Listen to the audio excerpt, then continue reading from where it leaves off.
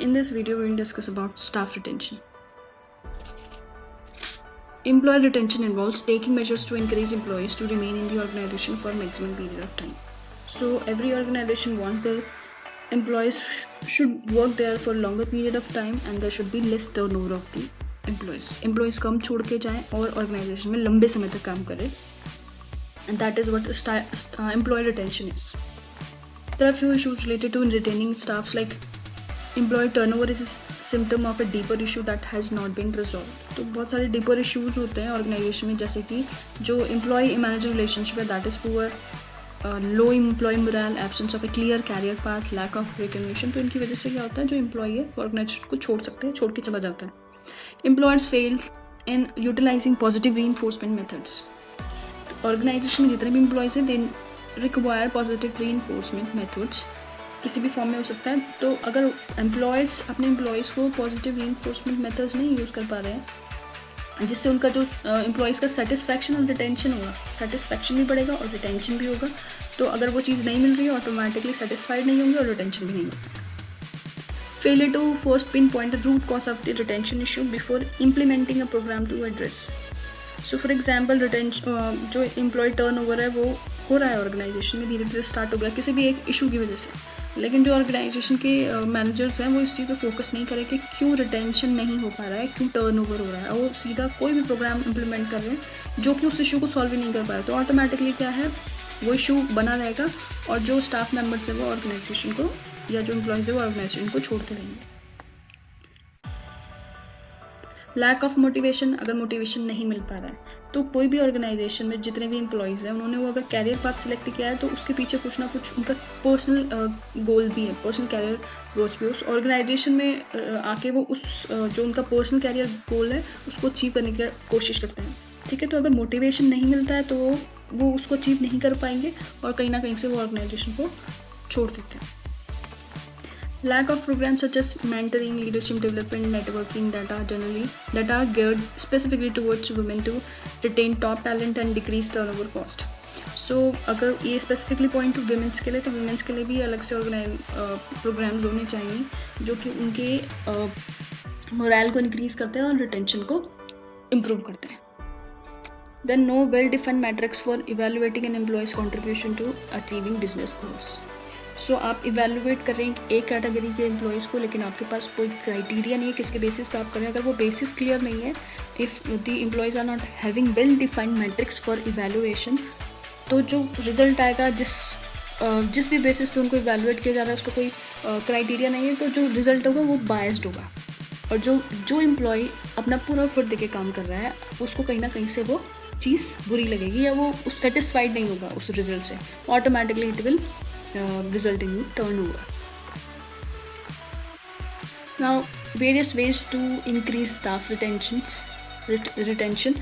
First is salary increment. Appreciate करके आप उनके रिटेंशन को बढ़ा सकते हैं. कॉन्टेस्ट इंसेंटिव के थ्रू आप टर्नओवर को कम कर सकते हैं. अभी हमने एक इशू देखा था मोटिवेशन, लैक ऑफ मोटिवेशन. तो अगर आप मोटिवेटिंग कन्वर्जेशन करते हैं, कम्युनिकेशन के साथ अच्छा रखते हैं, कम्युनिकेशन अच्छा रख के क्या होगा, जो हमने एक डीपर इशू में देखा था कि there may be poor relationship between employers and employees. तो वहाँ पे भी कम्युनिकेशन के थ्रू आप उसको इम्प्रूव कर सकते हैं, उसको करेक्ट कर सकते हैं. Fostering employee and management development. तो this is very important to develop employees. आप एम्प्लॉयज़ के पर्सनल प्रोफेशनल डेवलपमेंट के लिए छोटे छोटे प्रोग्राम्स ऑर्गेनाइज कर सकते हैं, जिससे उनका इंटरेस्ट ऑर्गेनाइजेशन में काम करने के लिए बढ़ेगा और ऑटोमेटिकली जो टर्नओवर है वो कम होगा. पार्टिसिपेटिव लीडरशिप आप उन्हें प्रोवाइड कर सकते हैं. आप जैसे छोटे छोटे प्रोग्राम्स ऑर्गेनाइज करते हैं तो आप हर एम्प्लॉय को उसमें अपॉर्चुनिटी दें कि वो उसमें एज अ लीडर वर्क कर सकें. Now importance of staff retention. First is to remain skills, ideas, knowledge and experience within the organization. Why retention is required? हो सकता है आपका जो एम्प्लॉय छोड़ के जा रहा है वो बहुत ज़्यादा स्किलफुल हो, उसके आइडियाज़ बहुत क्रिएटिव हो, नॉलेजेबल हो, एक्सपीरियंसड हो, तो आप नहीं चाहोगे कि इस तरह का एम्प्लॉय छोड़ के जाए. तो उस चीज़ को प्रिवेंट करने के लिए staff retention is important.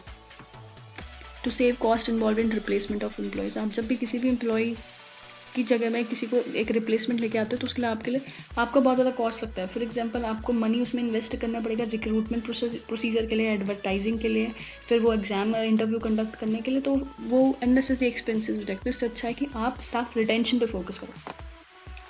Then substantial benefit to the organisation, like जो फाइनेंशियल कॉस्ट है वो डायरेक्ट इनडायरेक्टली वो आपकी इसमें इन्वॉल्व होती है। अगर आप नया एम्प्लॉय ले रहे हो तो ऑटोमेटिकली सब्सटैंशियल बेनिफिट आपको प्रोवाइड होता है।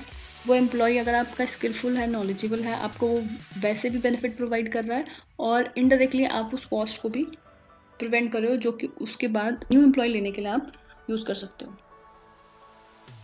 Now advantages of staff retention, it saves money, क्योंकि हमारा कॉस्ट प्रिवेंट हो रहा है, हमें कॉस्ट नहीं लगाना पड़ेगा न्यू रिक्रूटमेंट के लिए, एडवर्टाइजिंग के लिए। प्रिवेंट्स लॉस ऑफ कस्टमर्स, वो कस्टमर्स जो आपके उन एम्प्लॉय से सर्विसेज लेते थे जो जिनको आपने निकाल दिया या जो छोड़ के चले गए ऑर्गेनाइजेशन को, और वो उनकी सर्विसेज से सेटिस्फाइड थे, तो उनके लॉस को भी आप प्रिवेंट कर सकते हो उन customers. Then disadvantages, the main disadvantage of turnover, staff turnover or improper or poor staff retention is exploitation of business strategies and secrets। एक ऑर्गेनाइजेशन में अगर आपका कोई स्किलफुल या नॉलेजेबल पर्सन या कोई भी, अगर एम्प्लॉय को कोई भी पर्सन उस ऑर्गेनाइजेशन को छोड़ के दूसरे ऑर्गेनाइजेशन में जाता है तो वो आपके ऑर्गेनाइजेशन के सीक्रेट्स को जानता है। तो हो सकता है जिस भी इशू की वजह से वो छोड़ के आया है वो दूसरे ऑर्गेनाइजेशन में वो सारी ऑर्गेनाइजेशन की डिटेल्स वहाँ प्रोवाइड करते हैं, उनकी स्ट्रैटेजीज़ किस तरीके से काम करते हैं, किन किन कैसे कैसे वो फोकस किया जाता है, क्या एनवायरनमेंट है ऑर्गेनाइजेशन को, वो सारी की सारी वो चीज़ें एक्सप्लॉइट कर देंगे, रिवील कर देंगे दूसरी ऑर्गेनाइजेशन में जाके। So this is the brief information about retention.